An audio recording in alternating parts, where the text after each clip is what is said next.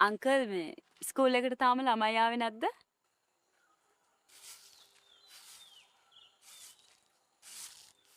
අද ස්කූල් තියෙන දවසක් නේද uncle?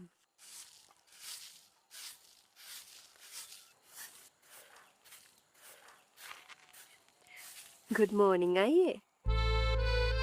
good morning very good morning මේ ඇයි තාම ඉස්කෝලේ පටන් අරන් නැත්තේ?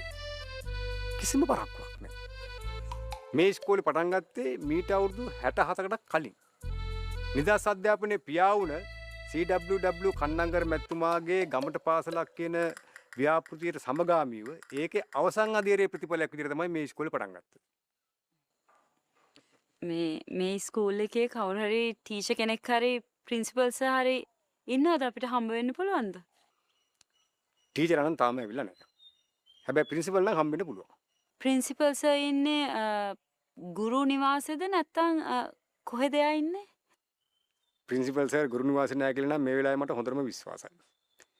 එයා යාගේ තනතුර තරාතිරම සමාජ තත්ත්වය ගැන හිතන්නේ නැතුව එයා මේ වෙලාවේ නිරත වෙලා ඉන්නේ මේ පාසලට එන අහිංසක දුවා දරුවන්ගේ ගවුම් වල කමිස වල කුණු මඩ නොගෑවෙන ව්‍යාපෘතියක නිරත වෙලා.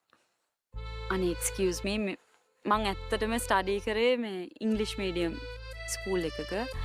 මට පොඩ්ඩක් ටිකක් තේරෙන සිංහලෙන් කියන්න පුළුවන්ද?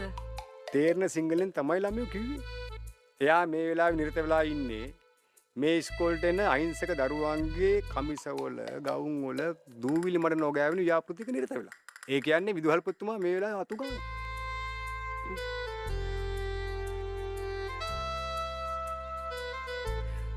ඔය ළමයින්ට විදුහල්පතිතුමා හම්බෙන්න ඕන නම් ඔෆිස් කාමරේලා වාඩිලා ඉන්නකො.